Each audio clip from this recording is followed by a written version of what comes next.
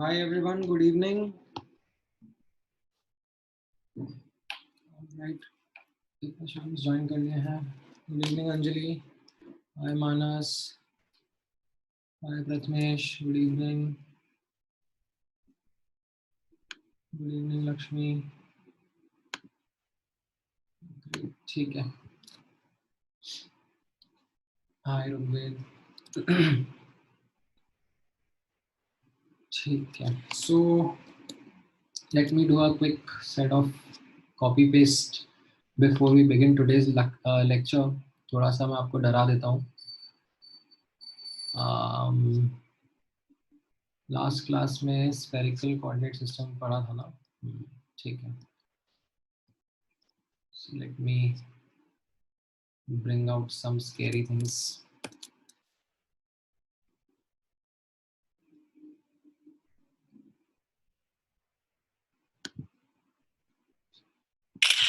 Oops, not this one.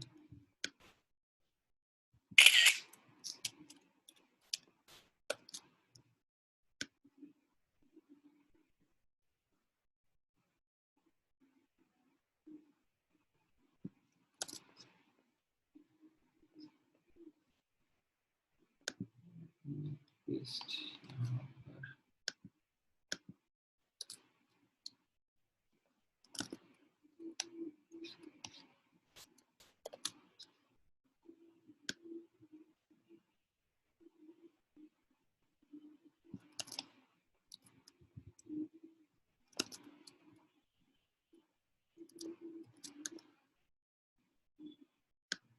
थोड़ा सा patience guys.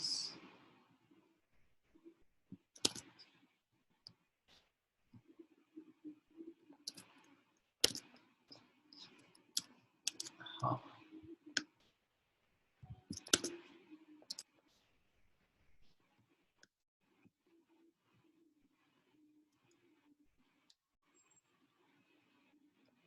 All right. कौन से सिंबल हैं ये? हमें पढ़ने हैं वो सिंबल्स हैं.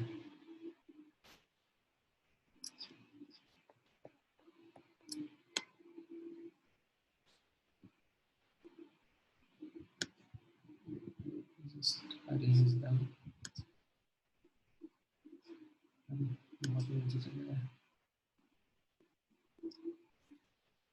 All right. So I think how most of the students have joined in now.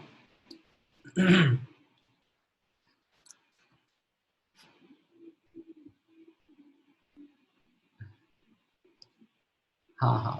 थोड़ा सा आज हम लोग डिटेल में जाएंगे. हाँ, क्या पूछ रहे हो दर्शित तुम? कहाँ गया? तुमने कुछ पूछा क्या मुझसे? You have joined in the batch today. So can you please tell how I can join the dot group? मुझे WhatsApp पर पिंग करो दर्शित. Ping me on WhatsApp and then I'll add you.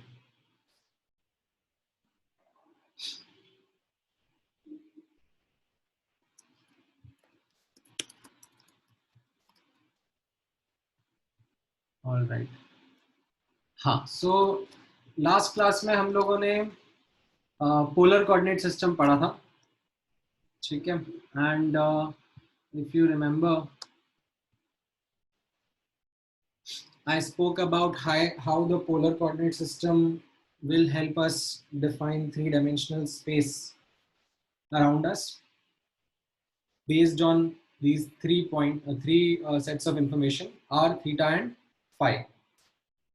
And इसमें मैंने आपको बताया था what does r mean, what does theta and what does phi mean, and one by one they should be able to help us narrow down from the three-dimensional world to a particular point that we are talking about. Right? R was the distance from the origin, theta was the angle with the z-axis, and phi was the angle with the x-axis of the projection of the point. Right? So after understanding this, let's continue with the polar coordinate system and the wave function in polar coordinate system. So यहाँ पर ध्यान से observe करना, जैसा मैंने आप लोगों को बोला था लास्ट क्लास में, that when we are going to talk about the wave function, हम लोग अगर कार्टेशियन कोऑर्डिनेट सिस्टम में बात करते हैं तो वेव फंक्शन थोड़ा डिफिकल्ट टू कॉम्प्रिहेंड रहता है, but in polar coordinate system it becomes it gets broken down into its radial and angular part. तो यहाँ पर ध्यान से ऑब्जर्व करना. Let me put the heading as hydrogen atom wave functions in polar coordinate system.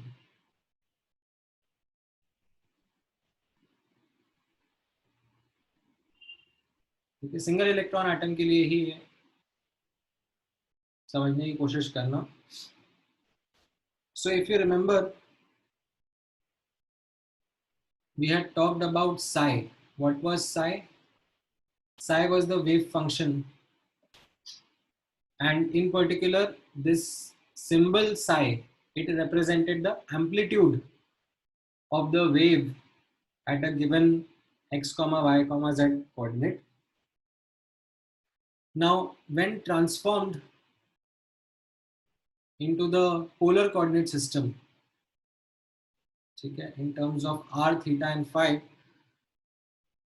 what happens is that this wave function, it becomes segregated into the radial part and the angular part by itself. जैसे for example observe करना, मैं कोई एक function लिखूंगा, ठीक है. Some function is in this manner that x y and z पे depend कर रहा है, and that function is x into y upon z. तो ये क्या हो गया? This is a very neat function in which you have the x part अलग से, y part अलग से and z part अलग से. So you can write down that, you know, this function which depends on x, y and z can be broken down into components of x, y and z separately. But अगर ऐसा ही कोई function instead of being this easy कुछ complicated सा हो, ठीक है, something like e की power x into y by x into z, or root over z into y, something of this nature, ठीक है, something complicated, ठीक है, z raised to the power of y. तो अब इसमें क्या हुआ? This becomes a very complicated function जिसमें मैं x part, y part and z part को अलग अलग नहीं निकाल के लिख सकता, ठीक है. It will have its own set of problems and difficulty because the terms are quite convoluted or quite well mixed with each other. So it will be difficult for me to segregate the x, y and z terms. So इसी तरीके से जब ये wave function Cartesian coordinate system में लिखा जाता है, it is a difficult function in which the x part, y part and z part, they cannot be written separately, ठीक है. But when it is written in the polar coordinate system, the radial part and the angular part, ठीक है, they naturally come out as two separate parts, ठीक है. This is the total wave function in terms of r, theta and phi, which can be seen to naturally get broken down into radial part and angular part. This makes the analysis of the wave function much easier. Now, as you can see, I have written down the wave functions for different orbitals that are there when we encounter the or when we solve for the hydrogen atom. ठीक है, so आपको याद नहीं करना है, आपको रट्टा नहीं मारना है, so don't be worried about it. I will help you to understand what is important and what can be inferred from this. ठीक है, so यहाँ पर let me write down that upon solving the Schrodinger equation,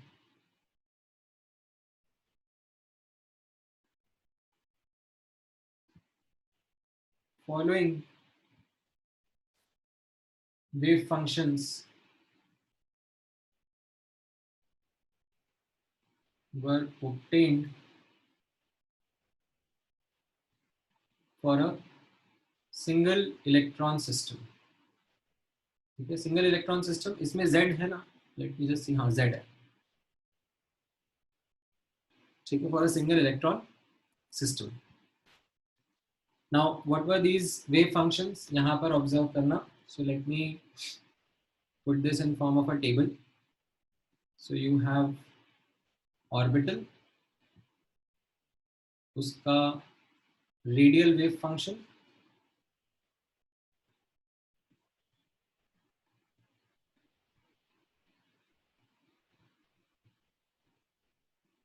and angular wave function.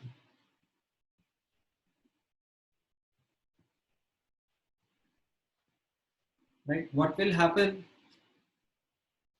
Let's say if you look at this 1s orbital ka, this is the radial wave function and this is the angular wave function.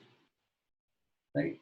When you put the value of r and theta and phi, ठीक है, यहाँ पर s orbital क्योंकि spherical symmetrical होता है, इसलिए उसमें theta और फाई की डिपेंडेंसी रहती नहीं है, because it is spherically symmetrical.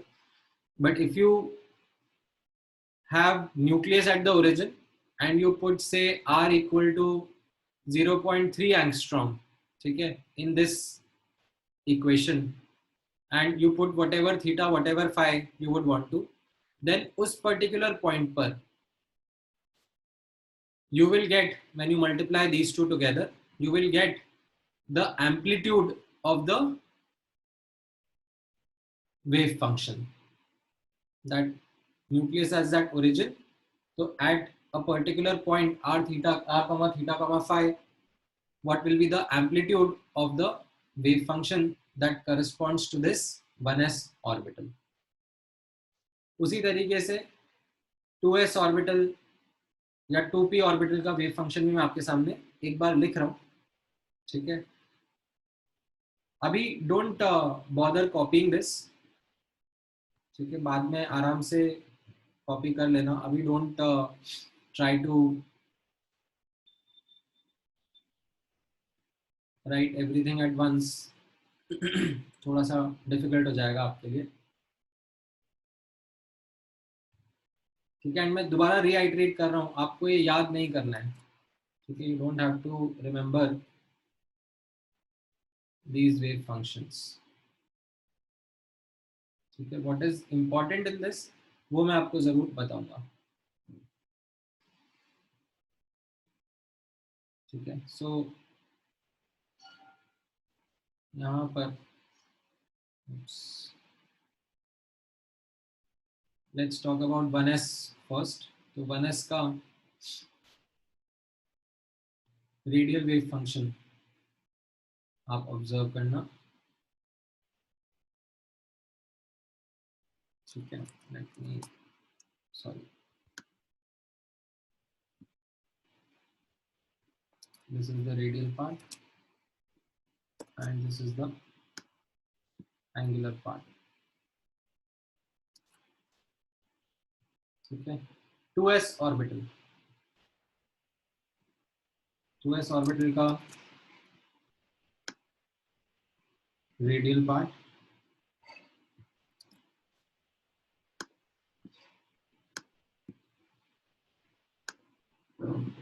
and s orbital angular part will remain the same.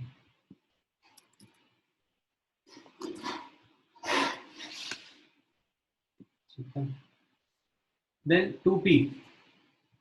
ठीक है, 2p orbitals में as you remember that there is 2px 2py and 2pz.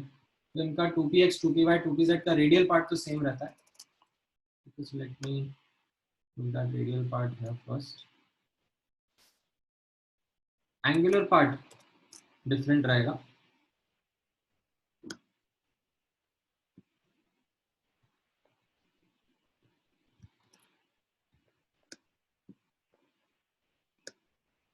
ये x px py pz का angular part रहेगा. ठीक है, the radial part is something which is the same.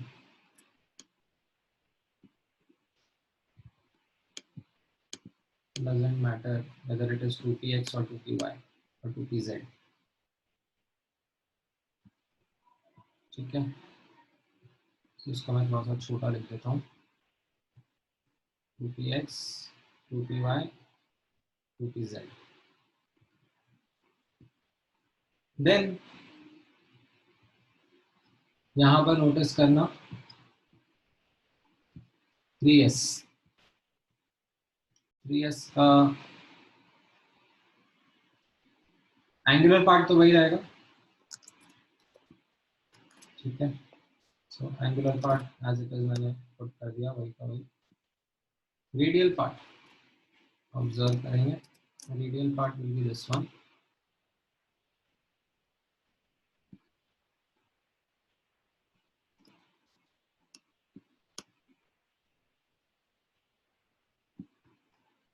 Then 3p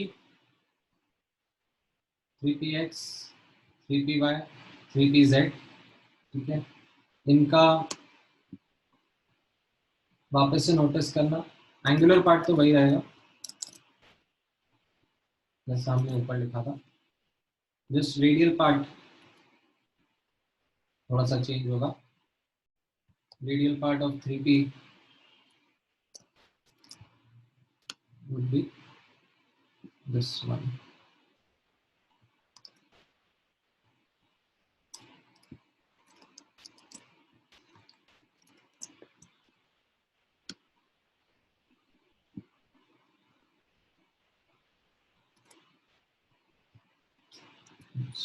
Just a second.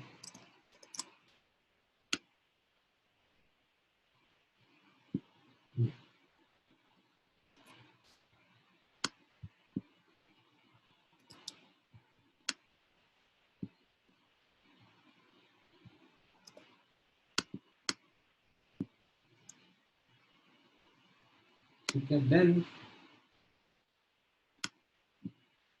now you can see 3d orbital बचेगा. 3d orbital का radial part आप observe करना. Just give me 1 moment. 3s का तो हो गया. हाँ हाँ, द सिग्मा सिग्निफाइज समथिंग ये लिखा है यहाँ पर. मैं बताता हूँ. Just give me 1 moment. So 3d xy नहीं, एक्स वाई पहले नहीं लिखता है. यहाँ पे जिस ऑर्डर में लिखा है वही ऑर्डर फॉलो करते हैं. सबसे पहले 3d z स्क्वायर है, देन 3d xz है. ठीक है, then 3d yz, then 3d x square minus y square, and then you have 3d xy.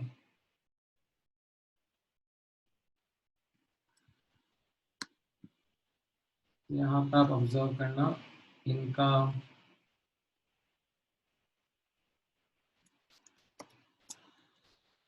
radial part will be this one. Okay, that will be same for all the 3D orbitals.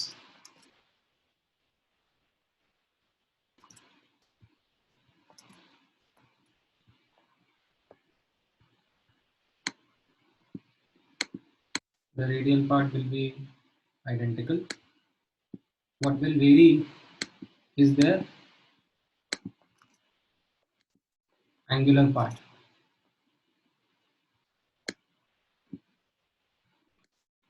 ये 3D के इनके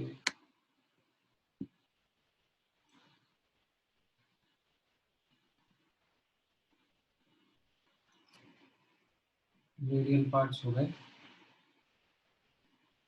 Now just give me one more minute and we'll be done with the angular part as well.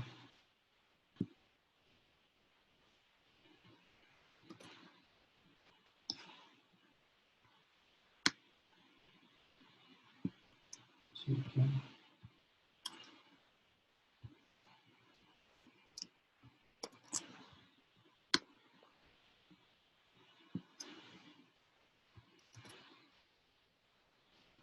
Right. What does sigma mean and what does E naught mean?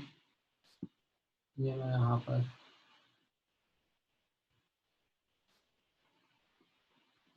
ऊपर लिख देता हूँ.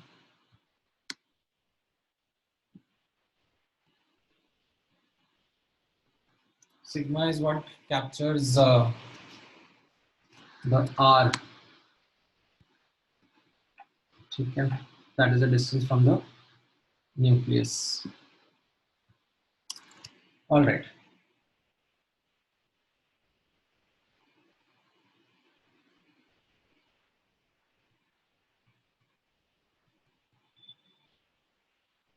Now, don't have to remember this, and this is strictly advanced material. ठीक है. Mains का कोई लेना देना नहीं है इससे. ध्यान से ऑब्जर्व करना. So, if you remember last time मैंने आप लोगों को बोला था that what Schrodinger did was he described a general equation.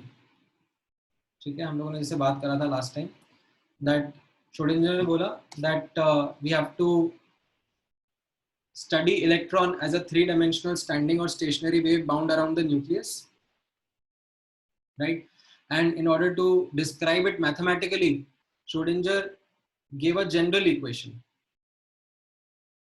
of what can be possible three-dimensional standing waves around the nucleus, right? And that general equation, when solved for, it gave different solutions. And then I helped you visualize some of those three-dimensional standing waves जो वो drum model के based diagram मैंने आपको बताए थे. Like we are holding a sheet together and then up down we are taking it. That is one possibility. So जो different possible solutions थे उनको हम लोग वेव फंक्शंस बोल रहे थे. एंड वेव फंक्शंस को जब कार्टेशियन कोऑर्डिनेट सिस्टम में लिखा जाता है तो वो काफी कॉम्प्लिकेटेड सा रहता है.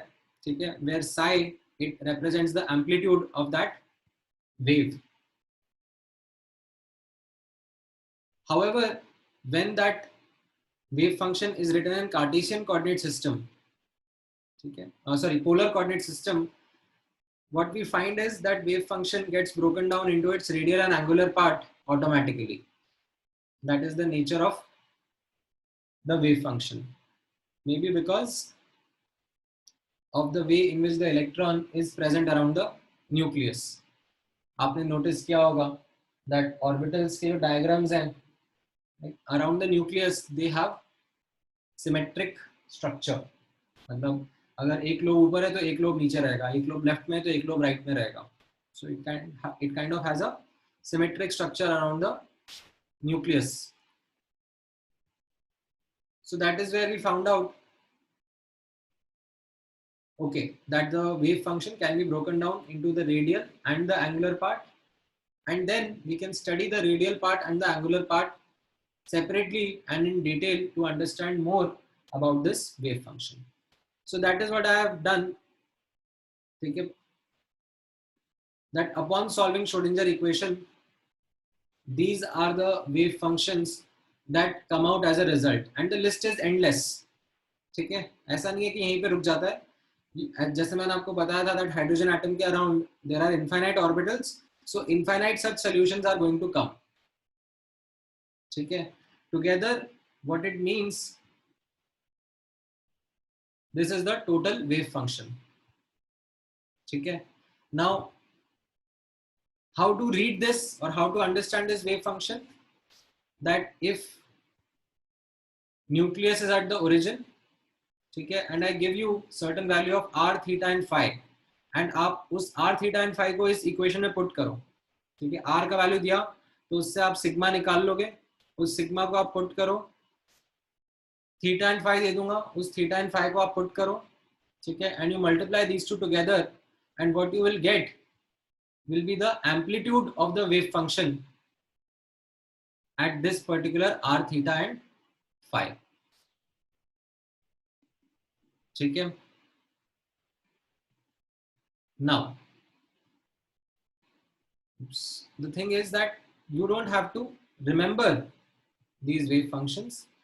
इन wave functions को लेकिन आप observe करोगे तो इनमें एक pattern आपको दिखेगा, and that pattern is something which we would want to explore and understand in a greater detail. ठीक है, so that is what we are going to now focus on, एक एक करके. ठीक है, यहाँ पर ऑब्जर्व करना आप how we are going to decipher information from these wave functions.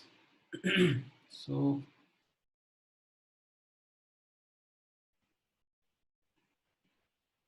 analysis of wave function of an orbital.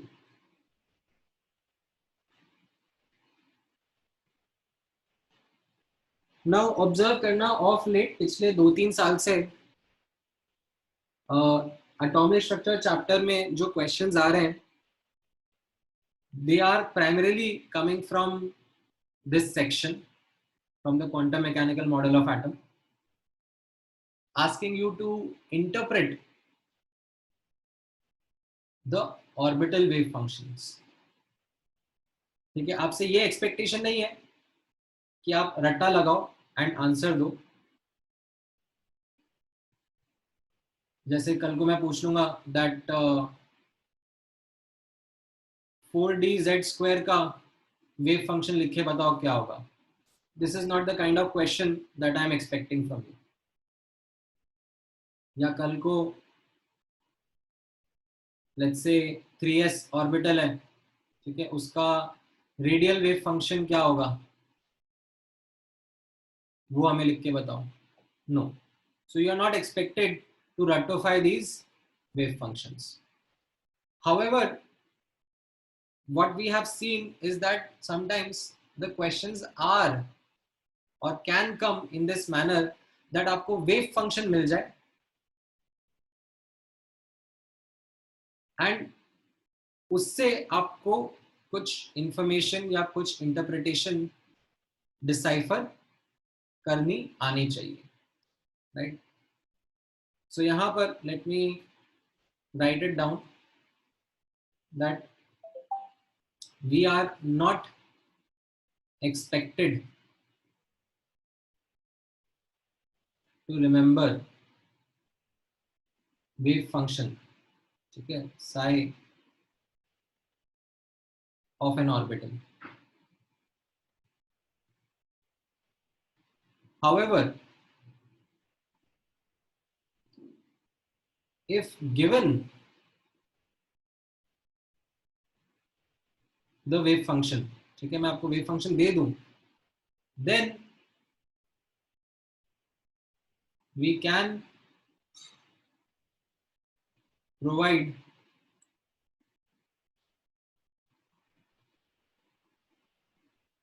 some information. ठीक है, व्हाट आर द, वैसे तो बहुत सारी इंफॉर्मेशन आप निकाल सकते हो, ठीक है, बट अपने सिलेबस के हिसाब से जो इंफॉर्मेशन हमसे एक्सपेक्टेड है वो नोटिस करना. Number one, we can determine the n and l, the principal quantum number and the azimuthal quantum number of orbital from its radial wave function. ठीक है, जैसे फॉर एग्जांपल अगर इस टेबल से मैं ये left hand side first column छुपा दूं एंड सिर्फ ये रेडियल वेव फंक्शन आपको दूं, ठीक है, वैसे तो मैंने यहाँ पर ये सब भी लिख रखे हैं, बट ये भी अगर मैं छुपा दूं, then I can read these wave functions and tell you the n, the principal quantum number, and the azimuthal quantum number of the wave function. ये किस ऑर्बिटल का n या l रिप्रेजेंट कर रहा होगा. ठीक है, मैं सिखाऊंगा कैसे. पहले मैं आपको एक बार आइडिया दे रहा हूँ कि हम लोग क्या क्या सीखने वाले हैं, क्या क्या समझने वाले हैं. Then we can determine L and ML of orbital from its angular wave function. ठीक है, we can also determine the L and ML. ये थोड़ा ट्रिकी रहता है, इसमें बहुत carefully I will just superficially talk about 1 or 2 points how we can do it. Okay, then we can also, ठीक है, based upon this information that we have, we can also determine the location of nodes, ठीक है, and particularly radial ones. ठीक है, angular थोड़ा difficult हो जाएगा, but हम लोग लोकेशन ऑफ नोड्स भी बता सकते हैं. जैसे for example if you remember 3s orbital था, ठीक है, 3s ऑर्बिटल में मैंने आपको बोला कि आप मुझे नंबर ऑफ रेडियल नोड्स बताओ, तो आपने फॉर्मूला रट लिया है n minus l minus 1, you will say there are 2 radial nodes. ठीक है, यानी कि ये अगर न्यूक्लियस है तो न्यूक्लियस के around there will be 2 regions जहां पर इलेक्ट्रॉन नहीं मिलेगा. ठीक है, तो स्फेरिकल सरफेसेस जहां पर इलेक्ट्रॉन नहीं मिलेगा. तो I can ask you what is this distance, what is this location from the nucleus where the node would be. So that is also an important result that we will be able to determine if given the wave function. कैसे मैं बताऊंगा थोड़ी देर में. ठीक है, and lastly, ठीक है,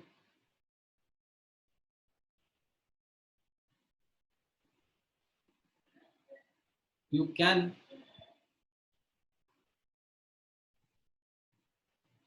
determine the amplitude, ठीक है, which is the psi. You can determine the probability density,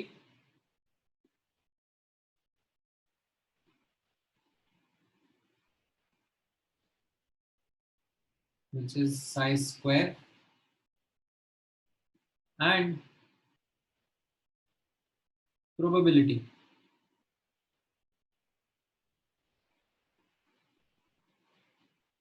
of finding electron.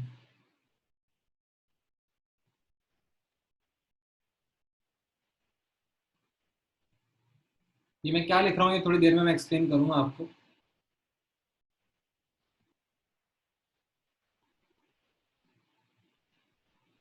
However, primarily for the radial part, angular part थोड़ा सा और बस के ऊपर रहता है. उतना हमें नहीं आता है। वो क्या रहेगा इंफॉर्मेशन, वो मैं आपको बताऊंगा।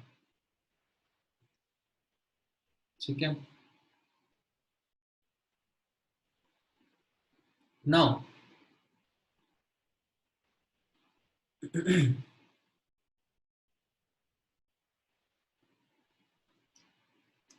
let's start working on interpreting or analyzing these wave functions one by one.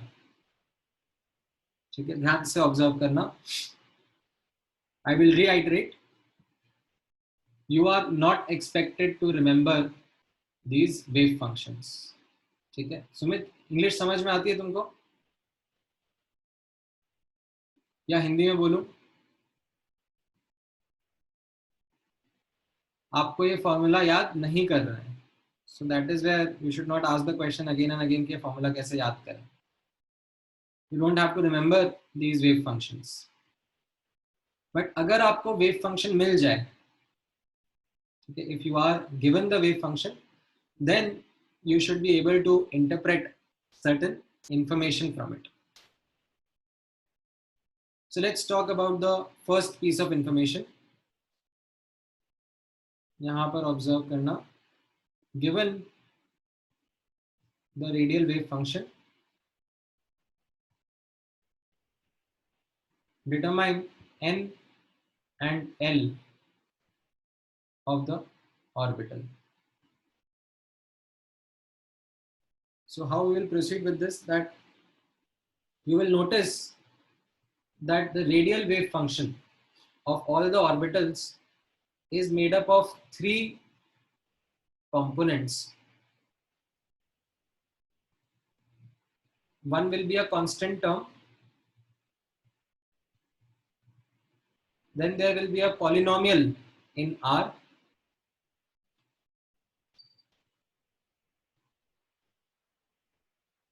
followed by an exponential term in R. ठीक है, ऑब्जर्व करना, नोटिस करना, ये सब रेडियल वेव फंक्शंस ही हैं। सो इसमें आप नोटिस करोगे, this is the constant part, ठीक है, 1/9√3, this is constant. Z, that is atomic number, that is going to be constant. A naught is also a constant. A naught is Bohr's radius, 0.529 angstrom. ठीक है, that is what A naught is. A naught is called as Bohr's radius. या put करोगे यहाँ पर h का value, pi का value, mass of electron, charge of electron, तो you will get this value. So ये क्या होगा, this is the constant part.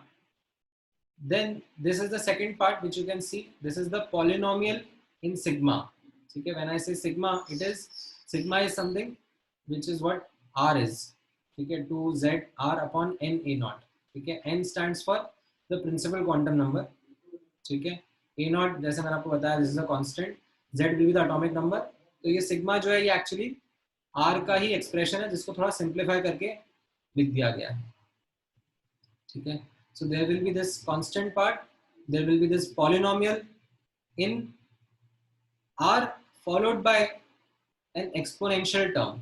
यहाँ पर आप नोटिस कर सकते हो, दिस इज e की power minus sigma bye 2, so this is the exponential term। So all the radial wave functions are of this nature only. There is a constant term, there is a polynomial in R, and then there is a exponential term। ठीक है, now इसमें all you have to do is focus on the polynomial term। ठीक है, this is what your focus should be। now notice करना, number of non-zero roots of the polynomial in R, number of non-zero roots of the polynomial, this should be equal to n minus l minus 1,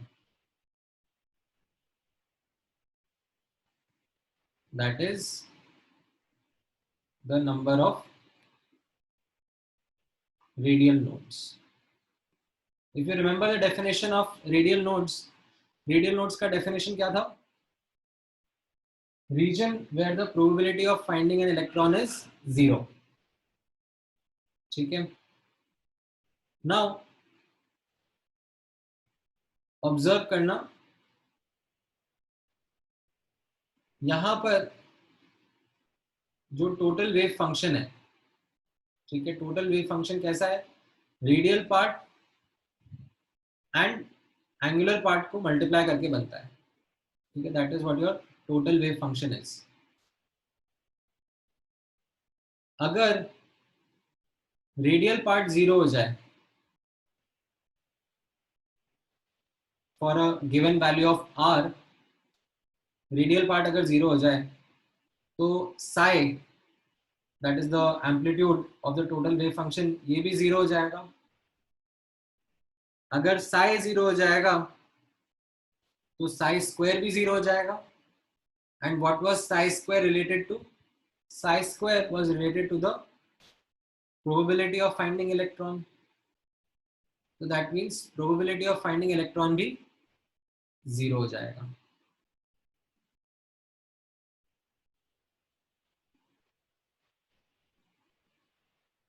ध्यान से सुनना, वापस से repeat करूंगा. मैंने यहां पर आपको बताया दैट आप रेडियल वेव फंक्शन है उसका पॉलिनोमियल पार्ट ऑब्जर्व कर रहे हो. ठीक है, एंड वो पॉलिनोमियल पार्ट जो है उसके जितने नॉन जीरो रूट्स होंगे that is going to give you the number of radial nodes. So the number of non-zero roots of the polynomial is equal to n minus l minus 1. Now observe करना what it means. And उसके लिए we start with the definition of what nodes was. Nodes क्या थे? Nodes were region where the probability of finding an electron is 0. ठीक है, probability was 0. Probability 0 क्यों होगा? Because in regions पर आप नोटिस करोगे दैट एम्पलीट्यूड 0 होगा. ठीक है, साई स्क्वायर भी 0 होगा and psi that is amplitude भी 0 होगा. राइट, मैक्स बोर्न ने रिलेट किया था ना that psi square is directly proportional, the amplitude का square is directly proportional to the probability of finding an electron. तो प्रोबेबिलिटी 0 कब होगा? जहां पर amplitude of the wave function 0 होगा. ठीक है, तो अब ये एम्पलीट्यूड ऑफ वेव फंक्शन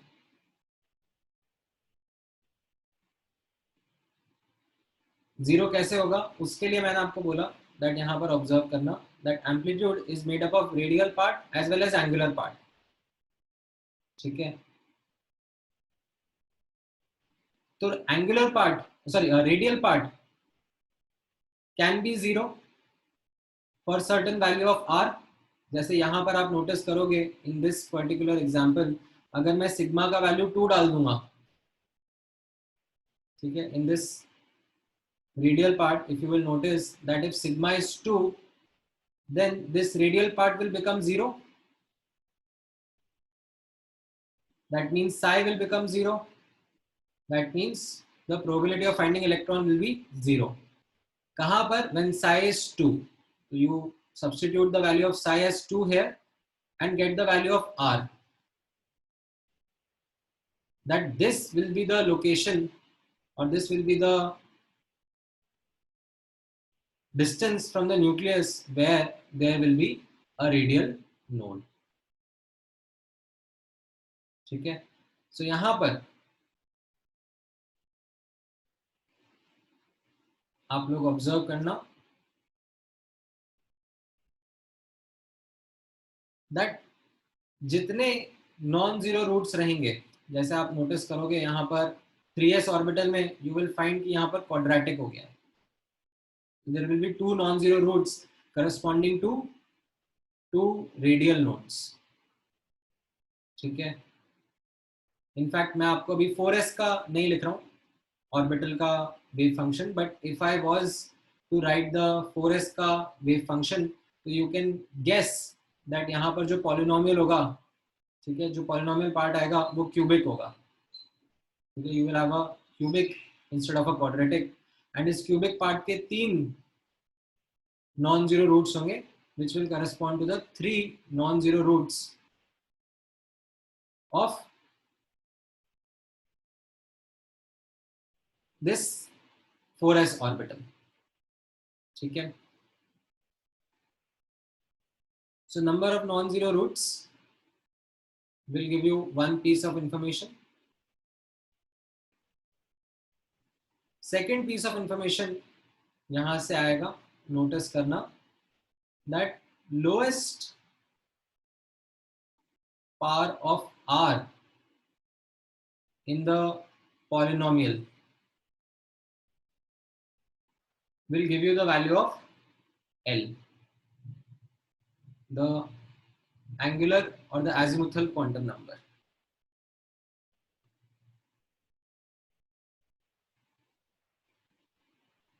जैसे यहाँ पर आप ऑब्जर्व करना, let me take couple of examples. So let's say this is the wave function in front of you, ठीक है, एंड आपको नहीं पता है किस ऑर्बिटल का वेव फंक्शन है, ठीक है, you do not know, and आपको बोला जा रहा है that you have to determine the n and l value of the orbital जिसका ये वेव फंक्शन है. तो आप बोलोगे that by analysing the polynomial part,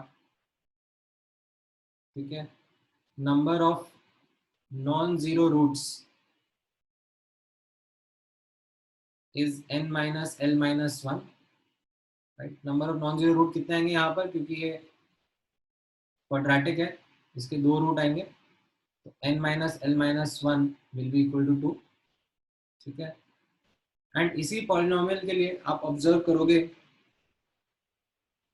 lowest power of r, ठीक है, r कहाँ पर है, सिग्मा के अंदर ही है, ठीक है. तो यहाँ पर लोएस्ट पावर ऑफ r कितना होगा, यहाँ पे आप देखोगे this term is r square, this term is r की power 1 and this term is r का पावर 0, ठीक है. In this polynomial r square भी प्रेजेंट है, r की पावर 1 भी प्रेजेंट है, r की पावर 0 भी प्रेजेंट है.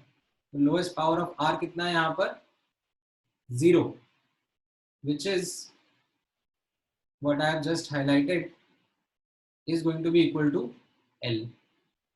So from 1 and 2 you will solve and get your answer that n is equal to 3 and L is equal to 0. That means this is a 3s orbital, ठीक है. एक दो example और कराता हूँ ताकि आपको ये और अच्छे से समझ में आए. तो यहाँ पर ऑब्जर्व करना, जैसे for example you take this as an example, क्योंकि आपको नहीं पता है, आपको ये रेडियल वेव फंक्शन दे दिया है, ठीक है, एंड इस रेडियल वेव फंक्शन को आप ऑब्जर्व करना. Again this will be the constant part, this will be the polynomial part and this will be the exponential part, ठीक है. ये यहाँ से यहाँ तक का this will be the polynomial part and ये ई वाला जो है this is the exponential part, ठीक है. हमें किस पर फोकस करना है, we have to focus on the polynomial part, ठीक है. So this is what our focus would be. Now focusing on the polynomial part, again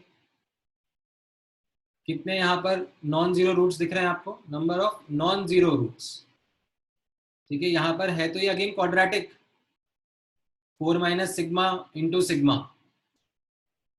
ठीक है. This is actually 4 sigma minus sigma square, अगर मैं इसको properly लिखूंगा polynomial part को, तो ये 4 सिग्मा माइनस सिग्मा स्क्वायर है तो ये quadratic, but number of non zero root कितना आ रहा है इसका 1, so that is n minus l minus 1, ठीक है। एंड देन यहाँ पर लोएस्ट पावर ऑफ r आप ऑब्जर्व करोगे तो यहाँ पर कैसा रहेगा, यू विल नोटिस एक r का टर्म है और एक r स्क्वायर का टर्म है, तो लोएस्ट पावर ऑफ r कितना है 1, so that is your value of L.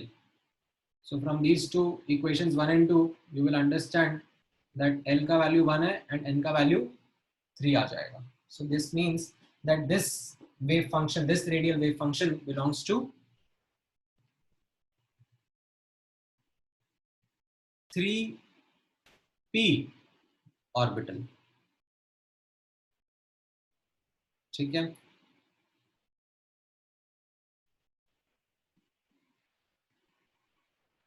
यहाँ पर इस क्वाड्रेटिक के दो रूट्स क्या क्या है, इस क्वाड्रेटिक के दो रूट्स क्या है, एक सिग्मा इक्वल टू 4, एक सिग्मा इक्वल टू 0 ना, तो क्वाड्रेटिक के दो रूट्स हैं, बट मुझे क्या देखना है यहाँ पर, फोकस करना नॉन जीरो रूट के ऊपर फोकस करना है। नॉन जीरो रूट कितना है, जीरो वाला नहीं काउंट करूंगा मैं, ठीक है, that is why I have taken just 1, ठीक है। यहाँ पर आप नोटिस करोगे दोनों के दोनों नॉन जीरो रूट्स ही आएंगे, that's why I have written the number of non zero roots as 2 only, ठीक है। कॉम्प्लेक्स कभी नहीं आएगा, you will always get a real root only, you will never get a complex root from this wave function if you have a doubt on those lines, ठीक है। सो जैसे मैं एक और एग्जांपल करता हूँ, ठीक है, let me take one more example and this time let me pick something randomly from the Google, ठीक है। रेडियल वेव फंक्शन आप लोगों को दिख रहा है नहीं, एक मिनट, आई थिंक सिर्फ वन नोट शेयर है, give me 1 minute. So let me write down, let me just Google wave function of hydrogen atom, ठीक है। एंड कोई सा भी रैंडमली एक वेव फंक्शन उठाते हैं कहीं से,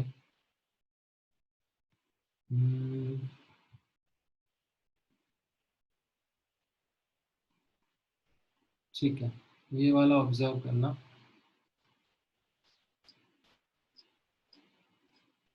जैसे मान लो ये इस तरीके का वेव फंक्शन आपके सामने आया, ठीक है।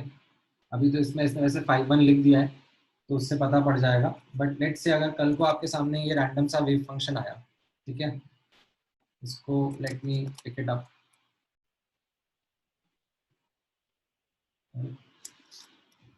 Just a second,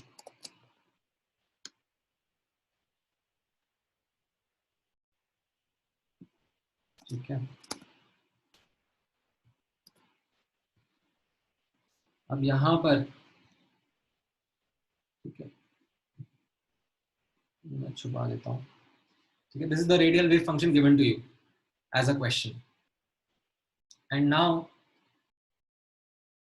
you are being asked, ठीक है, जो सिग्मा था ऊपर वही सिग्मा यहाँ पर है, ठीक है, दिस ये जो सिंबल है, ठीक है, दैट इज सिग्मा ओनली, कई बार सिग्मा कई बार रो ऐसे अलग अलग सिंबल यूज कर लेते हैं, दैट्स ऑल राइट। सो जो हम लोग ऊपर सिग्मा पढ़ रहे थे वो यहाँ पर ऐसे रो एन का सिंबल यूज किया हुआ है, तो यहाँ पर नोटिस करना our focus will be on the polynomial part, ये पूरा पॉलिनोमियल पार्ट हो गया, ठीक है। एक्सपोनेंशियल पार्ट कांस्टेंट पार्ट इनको अलग अलग कर लिया, पॉलिनोमियल पार्ट के ऊपर फोकस कर रहे हैं, तो यहाँ पर आप नोटिस करोगे इस पॉलिनोमियल पार्ट के लिए number of non zero roots कितने आ जाएंगे, यहाँ पर आप नोटिस करोगे 4 डिग्री का पॉलिनोमियल है, ठीक है, बट इसका एक रूट तो जीरो रहेगा क्योंकि एक ये सिग्मा या रो ऐसे कॉमन है बाहर, बाकी ये क्यूबिक है, क्यूबिक के कितने नॉन जीरो रूट्स आएंगे 3, ठीक है, n माइनस एल माइनस 1 3 हो गया, तो ये पहला इक्वेशन हो गया आपका एंड देन इसमें आप lowest power of r observe करोगे तो दैट विल बी 1। ठीक है, ये जो रो है या सिग्मा है ये इसमें थ्रू आउट मल्टीप्लाई होगा। ठीक है, तो आपको आर की पावर 1, आर की पावर 2, आर की पावर 3, आर की पावर 4 वाले टर्म्स भी दिखेंगे। ठीक है, सो यहाँ पर lowest power of r will be 1, so l value will be 1। So from these two you will decipher and get that n is equal to 5 and l is equal to 1, मतलब ये 5p orbital होगा। ठीक है, so given the radial wave function you should be able to determine the n and l value of the orbital। ठीक है, exponent part ये रहा ना, ये क्या है?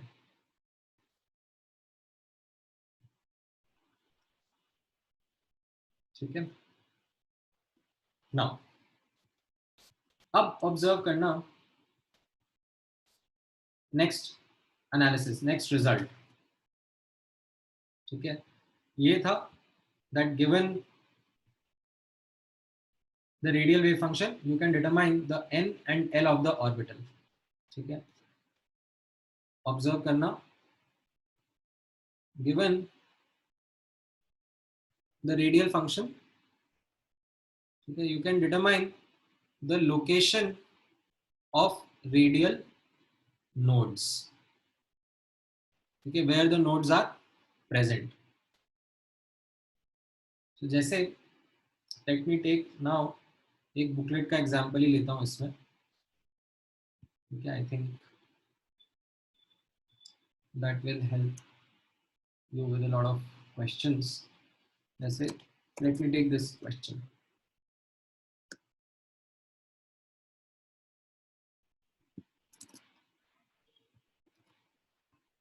ठीक है, यहाँ पर ऑब्जर्व करना, ये क्वेश्चन आपके सामने है that you know this is the 3s orbital का वेव फंक्शन। ठीक है, एंड आपको बोला जा रहा है कि ये बताओ what will be the maximum radial distance of the node from the nucleus. ठीक है, तो यहाँ पर आपने आइडेंटिफाई कर लिया दैट अगर नहीं भी देते ये 3s, ये नहीं भी बताते आपको तो भी आप खुद से बता देते। इतना मैंने आपको सिखा दिया है कि आप इसी वेव फंक्शन को, रेडियल पार्ट को ऑब्जर्व करके बता देते कि ये 3s ऑर्बिटल है। But now that you have been given this piece of information, तो यहाँ पर आप नोटिस करना, ठीक है, radial node implies psi will be 0 at the node। ठीक है, यानी कि ये जो लिखा हुआ है यहाँ पर 1/9√3, 1/a0 की power 3/2, 6 minus 6 sigma plus sigma square into e की पावर माइनस सिग्मा/2 इज इक्वल टू 0। ठीक है, अब इसमें आप नोटिस करोगे तो ये पार्ट तो 0 नहीं हो सकता, ये पार्ट भी 0 नहीं हो सकता। ठीक है, this also can not be 0, मतलब इसको 0 करने के लिए सिग्मा को इन्फिनिटी अप्रोच कराना पड़ेगा, which is not counted as a node। Far away from the nucleus we don't count it as node only। ठीक है, अगर इस एक्सपोनेंशियल टर्म को 0 कराना है तो यहाँ पे 0 क्या हो सकता है? 0 सिर्फ यही वाला पार्ट हो सकता है, पॉलिनोमियल वाला पार्ट। ठीक है, so this implies that 6 minus 6 sigma plus sigma square is equal to 0। that is sigma is equal to क्या हो जाएगा यहाँ पर? Minus b plus minus root b square minus 4ac 36 minus 24 12/2, एक ये रहेगा और दूसरा रूट क्या रहेगा 6 माइनस रूट 12/2। तो ये दो वैल्यूज ऑफ सिग्मा आ रही हैं, ठीक है, for which psi will be 0. So that means these value will be the location of nodes. अब सिग्मा का वैल्यू यहाँ पे डाल देते हैं। सिग्मा क्या है 2rz upon 3a0, 2rz upon 3a0 is equal to ये हो जाएगा 3 प्लस रूट 3 एंड ये हो जाएगा 2rz upon 3a0 is equal to 3 minus root 3। यहाँ से r का वैल्यू कितना आ रहा है 3a0 by 2z into 3 plus root 3, ठीक है, इसको r1 बोल दो एंड इसको r2 बोल दो, या इनफैक्ट इसको r2 बोलो क्योंकि ये ज़्यादा दूर होगा, ये छोटा वैल्यू है। 3a0 by 2z into 3 minus root 3, right. So this will be the 3s orbital nucleus, then r1 and r2 पर, ठीक है, r2 इनफैक्ट थोड़ा सा और दूर है। You will have the radial nodes.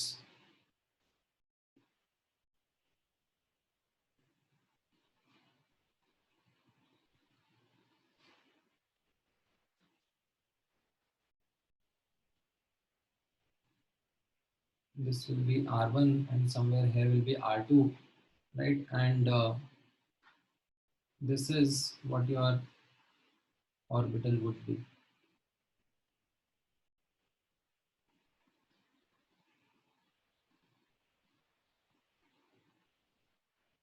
ठीक है, थोड़ा सा बड़ा बना लेता है and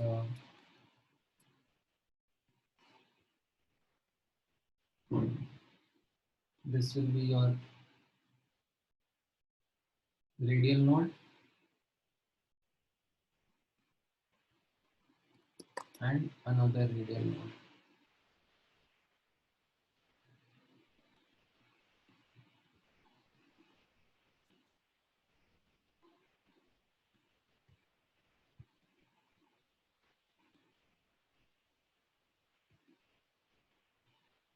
Okay.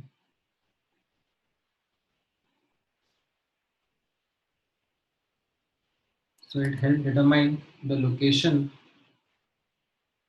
of the radial node. And ये जो outer वाला सर्कल है वो तो आपका बाउंड्री ऑफ द ऑर्बिटल रहेगा, ठीक है। मतलब इलेक्ट्रॉन यहाँ पे भी मिल सकते हैं, यहाँ पे भी मिल सकते हैं, ठीक है, यहाँ पे भी मिल सकते हैं, ठीक है, but not on the nodes, ठीक है। You will not find the electron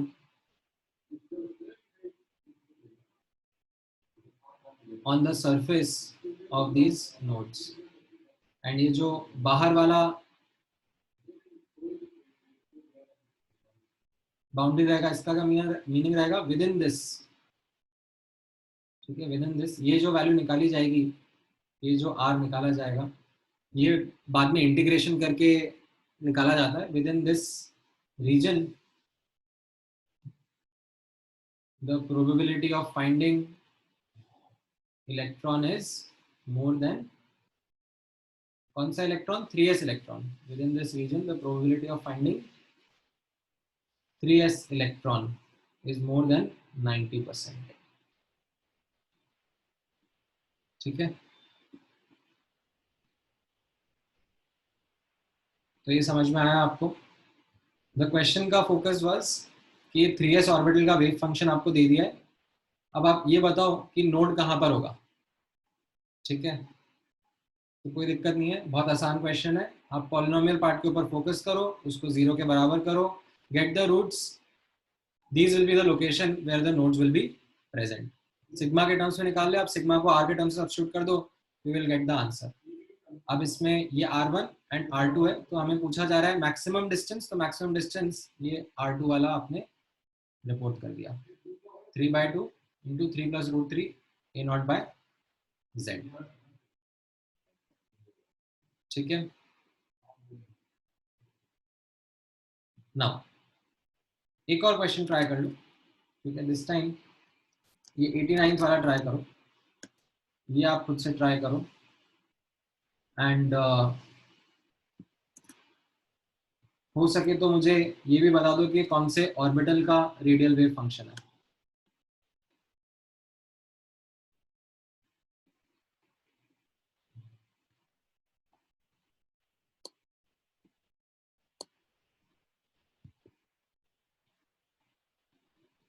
तो ये जो क्वेश्चन कह रहा है वो तो डिटरमाइन करो ही सही, ये भी मुझे बता दो कि ये कौन से ऑर्बिटल का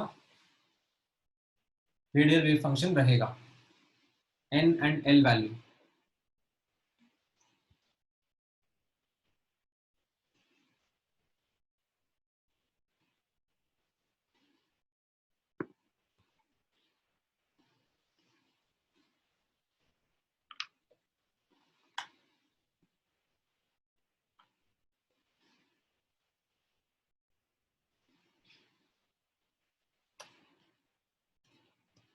ठीक है, ये सब एडवांस्ड का है। ठीक है, मेंस वगैरह में जैसे मैंने बताया कि मेंस का इससे कोई लेना देना नहीं है, मेंस में इतना डेप्थ में जाते ही नहीं है। ये एडवांस्ड में ऑफ लेट आजकल वेव फंक्शन के ऊपर काफी क्वेश्चन आने लग गए हैं। ठीक है, मैंने जब पढ़ाई करी थी तब तो ये सब बताते भी नहीं थे, तब मतलब इलेक्ट्रॉनिक कॉन्फ़िगरेशन आ गया समझ में, वही बहुत बड़ी बात होती थी। ये पिछले कुछ 3-4 साल से वेव फंक्शन के ऊपर क्वेश्चंस आने लगे हैं।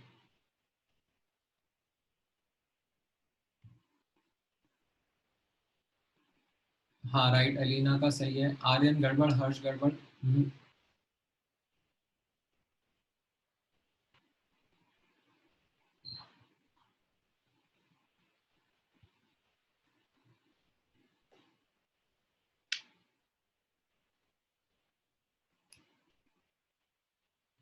नहीं हर्ष,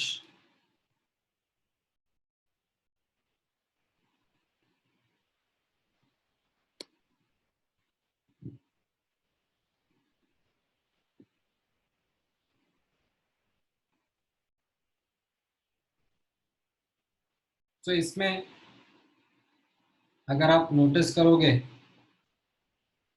ठीक है, number of non zero roots कितने आने वाले हैं? 3 आने वाले हैं। एक सिग्मा इक्वल टू 1 आ जाएगा, और एक क्वाड्रेटिक को सॉल्व करोगे तो 2 रूट और आ जाएंगे। ठीक है, तो number of non zero roots 3 हो गए, and the lowest power of sigma यहाँ पर क्या दिखेगा आपको? आप इसको अगर सॉल्व कर लोगे तो ये sigma cube and sigma square and sigma and -12 का टर्म रहेगा ना। -12 क्या होगा? दैट इज सिग्मा की पावर 0, है कि नहीं? तो लोएस्ट पावर ऑफ सिग्मा यानी कि लोएस्ट पावर ऑफ आर कितना है यहाँ पर? 0। ठीक है, तो इससे आप डिसाइफर करोगे दैट n वैल्यू 4 आ रही है, l वैल्यू 0 आ रही है, this implies this is 4s orbital. ठीक है, अच्छा, अब ये तो पूछा नहीं है क्वेश्चन में, क्वेश्चन में तो यही पूछा है कि नोड्स की पोजीशन क्या होगी, तो आप आइडेंटिफाई कर सकते हो। आप बोल सकते हो द पॉलिनोमियल पार्ट। ठीक है, आप बोल सकते हो फॉर रेडियल नोड, ठीक है, sigma should be equal to 0। Sigma 0 कब होगा? जब ये पॉलिनोमियल पार्ट सिग्मा-1 इंटू सिग्मा स्क्वायर -8 सिग्मा -12 ये 0 होगा। ठीक है, यानी कि what are the roots? Sigma equal to 1, 2 and 6। ठीक है, अब इसमें मिनिमम वैल्यू सिग्मा 1 है और मैक्सिमम वैल्यू सिग्मा 2 है, तो ये सबसे पास वाला नोड होगा, ये सबसे दूर वाला नोड होगा। ठीक है, तो सिग्मा इक्वल टू 1 की वैल्यू के लिए क्या रहेगा? आर 2ZR/A0, ये लिखा है ना सिग्मा, 2ZR/A0, इसको पुट कर दिया इक्वल टू 1। तो आर कितना आ गया, A0 अपॉन 2Z, ये सबसे पास वाला नोड रहेगा, ठीक है, एंड सबसे दूर वाला node will be R is equal to 3A0 upon Z। तो सी ऑप्शन आपका आंसर आ रहा है, ठीक है। Let me zoom out so that you can see the solution also, ठीक है। अगर बीच वाला पूछ रहे होते सिग्मा इक्वल टू 2 वाला, तो वो भी आप निकाल देते, दैट वो A0 बाय Z पे मिलता, ठीक है। These are the location of the nodes, ठीक है। हाँ सुमित, कुछ डाउट है तुम्हें? एक minute, let me unmute you. हाँ बोलो। सर एक बार आप वापस समझा सकते हो कि पॉलिनोमियल पार्ट जीरो कैसे होगा? दोबारा बोलो, तुम्हारी आवाज ब्रेक हो गई थी, मुझे आई नहीं। सर एक बार वापस आप समझा सकते हो कि पॉलिनोमियल पार्ट जीरो कैसे होगा? पॉलिनोमियल पार्ट ही जीरो, देखो नोड का कॉन्सेप्ट क्या है, नोड का कॉन्सेप्ट है प्रोबेबिलिटी जीरो होना चाहिए, ठीक है। For radial node probability equal to zero, ठीक है। ये तो डेफिनेशन पता है नोड का, है ना। अब प्रोबेबिलिटी जीरो है, एंड मैक्स बोर्ड ने हमें क्या बताया, that probability is directly proportional to psi square, ठीक है। तो प्रोबेबिलिटी जीरो है, इसका मतलब साइज स्क्वायर जीरो होना चाहिए, ठीक है। दैट इज साइज स्क्वायर कब जीरो होगा, जब साइज जीरो होगा, ठीक है। तो ये साई कब जीरो होगा, ये जो आपके सामने लिखा हुआ है साई कब जीरो होगा, जब ये पॉलिनोमियल वाला पार्ट जीरो होगा,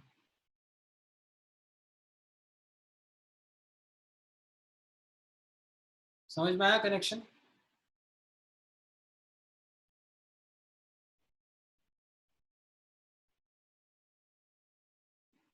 ठीक है। So this was the second result, second analysis, ये भी आपको पता होना चाहिए। अच्छा, then given the angular part,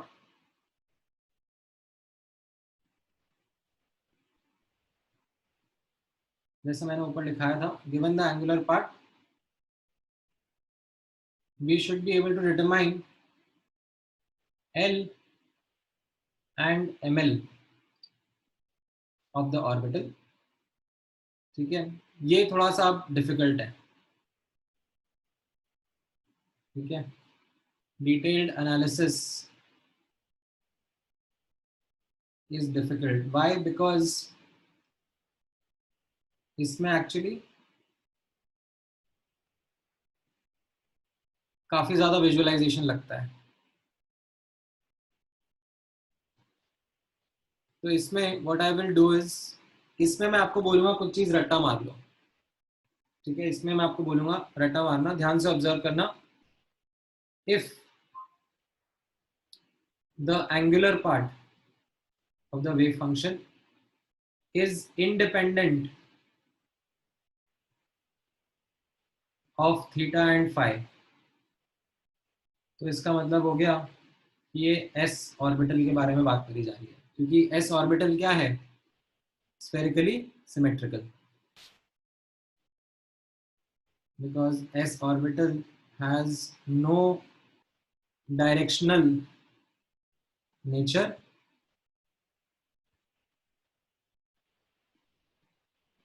it's spherically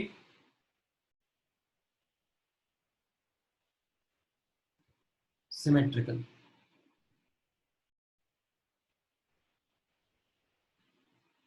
ठीक है। तो आप यहाँ पे नोटिस करना, ऊपर में जब मैंने स्टार्टिंग में आपको लिखाया था, तो आप 1s ऑर्बिटल या 2s ऑर्बिटल या 3s ऑर्बिटल, सबका वेव फंक्शन जो रहता है एंगुलर वाला, it is independent of theta and phi,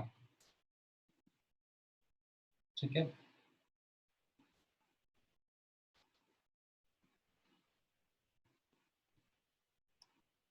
then एक और इंपॉर्टेंट पॉइंट यहाँ पे नोटिस करना, if psi theta comma phi is dependent only on theta, ठीक है, एंड नॉट फाई, ठीक है, सिर्फ थीटा पे डिपेंड कर रहा है, देन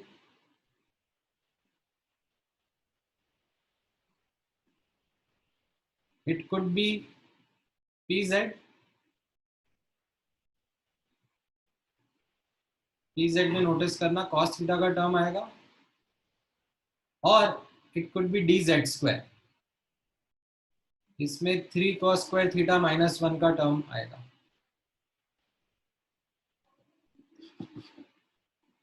ठीक है। ये एक और रट्टा मारने को बोलूंगा मैं, यहां पर आप ऑब्जर्व करना, जो आपने वेव फंक्शन देखे थे ऊपर, एस ऑर्बिटल में तो खैर थीटा एंड फाई दोनों है ही नहीं, बट आप पी एक्स में देखोगे तो थीटा एंड फाई दोनों फीचर करेंगे, पी वाई में भी थीटा एंड फाई दोनों फीचर करेंगे, बट पी जेड में सिर्फ थीटा फीचर करता है, ठीक है, फाई फीचर नहीं करता, ठीक है। सेम ऑब्जर्वेशन, सिर्फ थीटा ऑब्जर्व करेगा in case of P Z. वैसे डी में आप नोटिस करोगे, ठीक है, सो डी जेड स्क्वायर में सिर्फ थीटा रहेगा, ठीक है, फाई का टर्म नहीं आएगा। बाकी जो डी ऑर्बिटल्स है उन सब में थीटा एंड फाई दोनों के टर्म्स आएंगे, सिर्फ डी जेड स्क्वायर एक रहेगा जिसमें फाई नहीं रहेगा, only theta would be present, ठीक है। अब इस चीज को डायग्रामेटिकली विजुअलाइज करना थोड़ा डिफिकल्ट हो जाता है, मतलब वो अपने आप में एक डिफिकल्ट काम हो जाएगा, तो that is where we don't go into the detail of it, ठीक है। आपके लिए राइट नाउ इतना पार्ट आप समझ लो काफी है, ठीक है। Determine l comma m l में आप सिर्फ इतना कर सकते हो कि अगर थीटा एंड फाई नहीं है तो you can say that it will be S orbital, and अगर सिर्फ थीटा है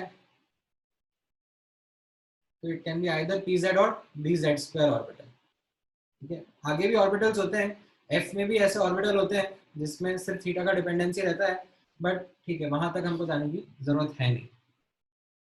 so this can help you answer some questions. For example, let's say ये वाला क्वेश्चन आप आंसर करने की कोशिश करो, ठीक है, based on this piece of information.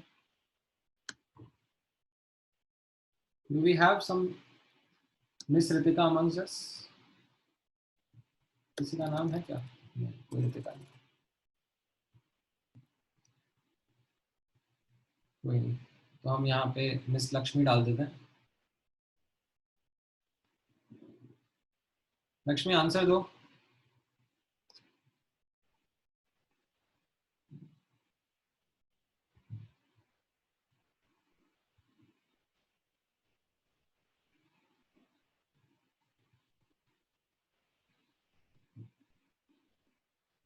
Mister Gupta की जगह मिस्टर मानस लिख देते हैं, मिस्टर अग्रवाल की जगह मिस्टर सुमित लिख देते हैं। यही मुझे सबसे ज़्यादा तंग करने वाले लोग हैं।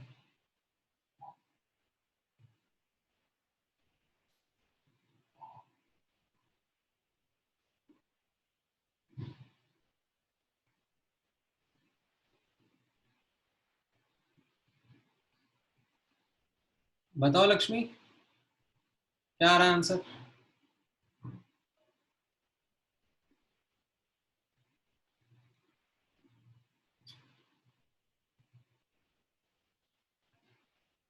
हाँ, देव आपका करेक्ट है, हर्ष आपका भी करेक्ट है, नहीं हार्दिक आपका गड़बड़ हो गया, पूर्णा करेक्ट है,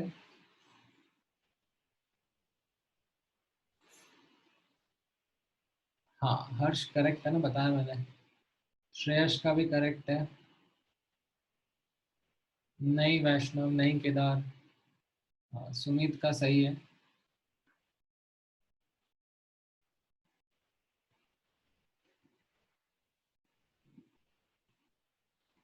ऋग्वेद का भी सही है, शिवांग का भी सही है।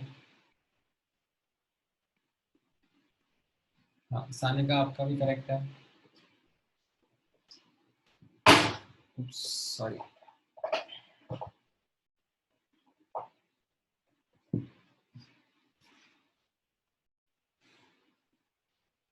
हाँ वैष्णव, केदार अभी सही है।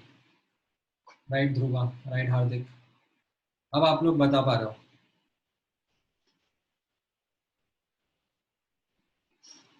राइट, सो इसमें कैसा रहेगा, आप लोग नोटिस करोगे एंगुलर पार्ट है।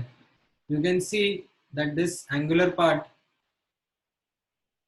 Is independent of theta and phi, implies ये एस ऑर्बिटल है। ठीक है, एस ऑर्बिटल मतलब l is equal to zero, and then it has two radial nodes, मतलब n minus l minus one is two, and from these two you can get that n is equal to 3 and l is equal to 1. That means this is 3s orbital that we are talking about, and hence the correct answer is C option.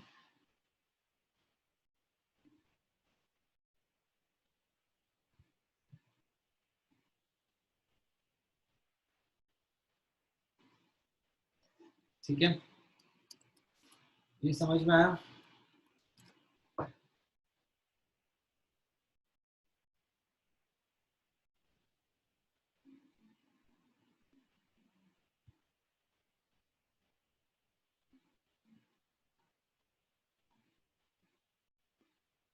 All right, ठीक है, एक और question कराता हूँ मैं। Let me सी।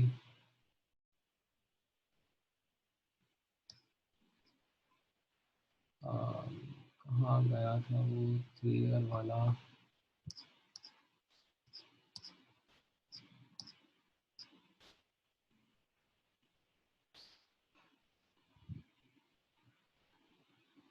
ये वाला, ये वाला, ये वाला, ये वाला, या फिर ये वाला करोगे?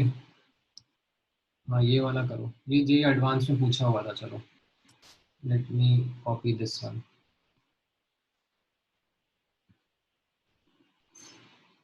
ठीक है, तो ये जेई एडवांस 2017 में पूछा हुआ क्वेश्चन है। अच्छा नहीं नहीं सॉरी, इसमें अभी ये ग्राफ वाला पार्ट तो मैंने बताया ही नहीं है। सॉरी, रुक जाओ, ये ग्राफ वाला पार्ट मुझे बाद में बताना पड़ेगा। Let me pick up another question.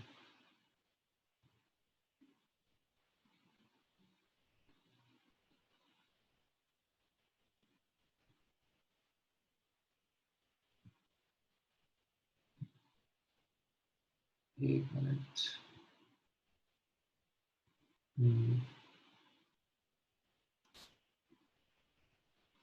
पहले मैं स्क्रीन शेयर स्टॉप कर देता हूँ, वरना तुम लोग आंसर तो कॉपी कर ही लोगे। Give me 1 minute before I paste the question.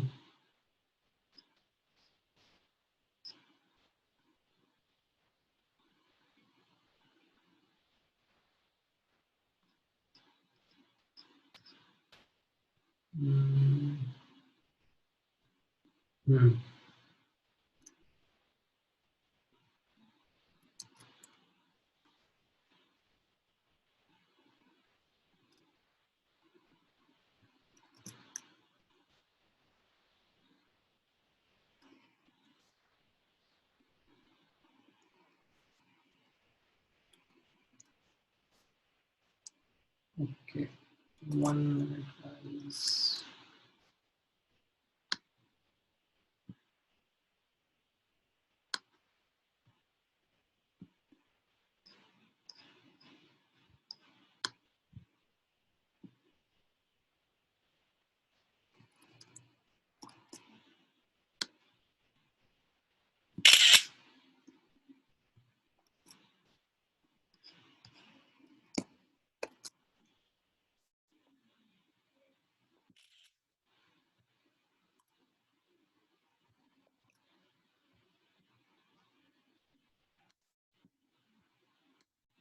ठीक है, आ गए। हाँ, चलो इस क्वेश्चन का आंसर बताओ, एज वेल एज इस क्वेश्चन का भी बता दो।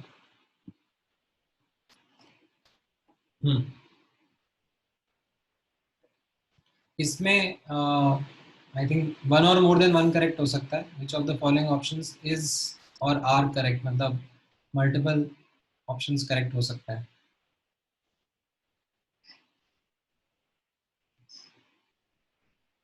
अरे यार सॉरी, इसमें भी ए ऑप्शन तो छोड़ दो, skip the A option, this is again the graph. ये मैं आपको नेक्स्ट क्लास में, आई थिंक नेक्स्ट क्लास कल ही है, कल बताऊंगा ग्राफ्स वाले पार्ट, रेडियल वेव फंक्शन का ग्राफ। ये ए पार्ट को स्किप कर दो।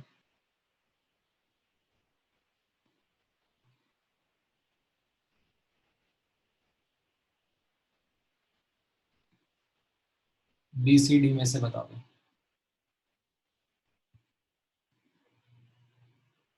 अरे यार डी भी मत बताओ, डी, डी भी एक्चुअली ग्राफ वाला ही हो गया।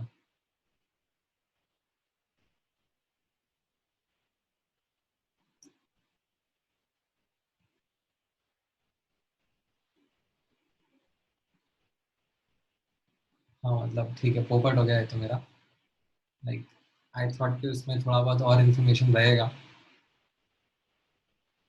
ठीक है, this is just P Z orbital. इसमें तो सिर्फ ये डी जेड पे डिपेंडेंसी है, कॉस थीटा पे डिपेंडेंसी है, तो इट इज 2px ऑर्बिटल।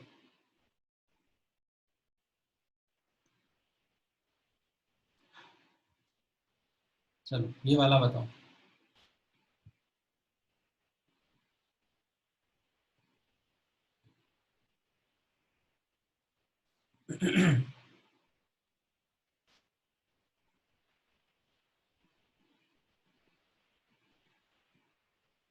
हाँ, so इसमें as you can see this is the polynomial part, and इसमें angular quantum number, so you have to just focus on the lowest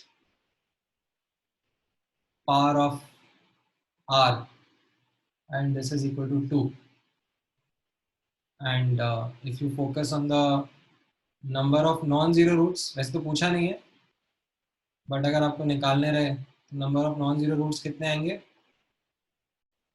इसमें से 4 degree है, 4 root आएंगे, बट आर स्क्वायर बाहर निकल जाएगा ना, तो 2 रूट तो जीरो ही रहेंगे, तो 2 रूट नॉन जीरो आएंगे।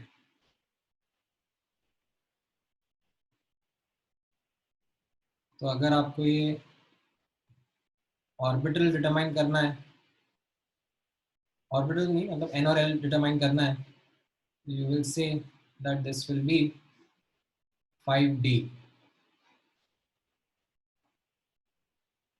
ठीक है,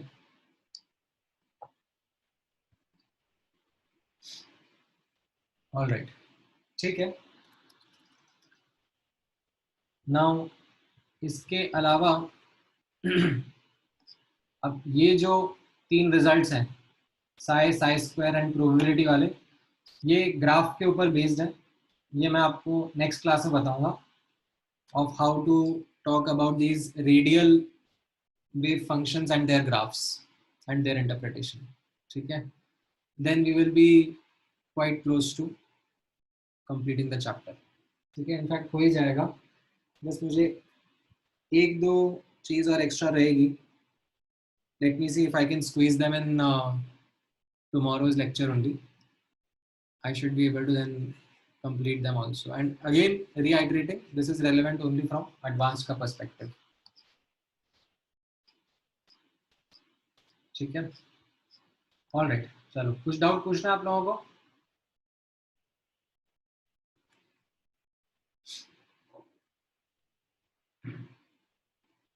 हाँ एक मिनट, अनम्यूट यू यश, बोलो। सर हमें क्वेश्चन से ये कैसा पता चलता है कि हमें जो लैम्डा दिया है, मतलब हमें जो लैम्डा दिया है या फाइंड आउट करना है, वो एच सी बाई ई वाला होगा या फिर ये वाला होगा दूसरा, डी ब्लॉक ए वाला? सेम ही चीज है ना, फोटोन के लिए तो दोनों ही सेम ही चीज है। दो फॉर्मूले हैं ना उनके। अरे lambda is equal to h c by delta e आप लिखोगे, या फिर ये जो एनर्जी ऑफ फोटॉन रहेगा बेसिकली। डेल्टा ई को आप एनर्जी ऑफ फोटॉन लिखोगे और एनर्जी ऑफ फोटॉन को आप क्या लिख सकते हो, mc²। तो ये क्या बन गया, डी ब्रॉगली वेवलेंथ ही तो हो गया। तो फोटॉन के लिए दोनों सेम ही चीज है, ओके सर। और फोटॉन, ठीक है। हाँ देन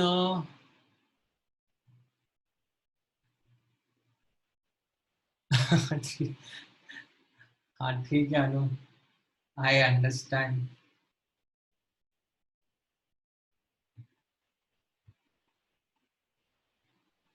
देन ऋग्वेद क्या पूछ रहे हो तुम, is there any short trick to finding non zero roots? अरे शॉर्ट क्या, ये तो यही शॉर्ट है, मतलब आपके सामने ये पॉलिनोमियल लिखा हुआ है, ठीक है, ये 4 डिग्री पॉलिनोमियल है, तो इसके 4 रूट होंगे। लेकिन आप देख रहे हो कि r² तो कॉमन लिया जा सकता है ना, या r² कॉमन ले लोगे तो 2 रूट तो जीरो ही हो जाएंगे ना, बाकी 2 रूट नॉन जीरो रहेंगे। उसमें शॉर्टकट थोड़ा ना कुछ दिख रहा है सामने सामने, ठीक है। स्कूल टेस्ट वगैरह में नहीं पूछा जाएगा ये सब, this is strictly JEE advanced. School का हो गया chapter already complete, last week ही हो गया था। ये जो वीक हम लोग कर रहे हैं थोड़ा सा मैं एडवांस पर्सपेक्टिव से बता रहा हूँ। पूर्ण क्लोजेस्ट डिस्टेंस ऑफ अप्रोच जो होगा ना, उसमें आप काइनेटिक एनर्जी को पोटेंशियल एनर्जी में कन्वर्ट कर देना, that is your closest distance of approach, ठीक है।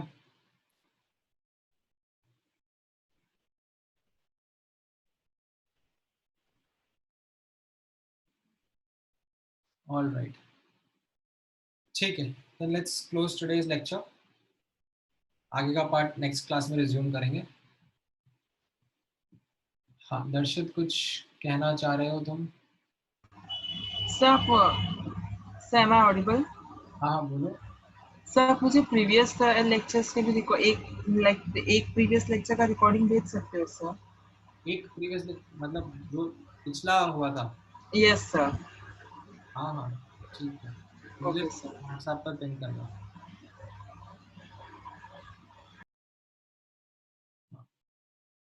हर्ष क्या बोल रहे हो? Hello sir. हाँ सर केवीपीवाई में भी ए लेवल का आएगा? नहीं नहीं, केवीपीवाई में इतना नहीं आता, केवीपीवाई में कम ही आएगा, मतलब आपने पढ़ाया मतलब वही सिलेबस रहेगा ना? हाँ हाँ हाँ। ठीक है सर, थैंक अभी यू सर। है ना तुम लोगों का ओरिएंटेशन, कभी है केवीपीवाई का? ठीक है sir, thank you sir. Monday को है शायद ओरिएंटेशन आप लोगों का, ठीक है।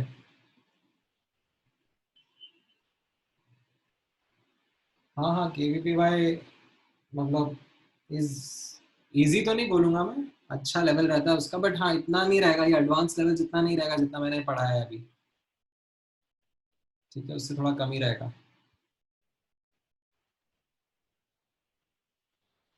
ऑल राइट, चलो thank you guys, see you tomorrow.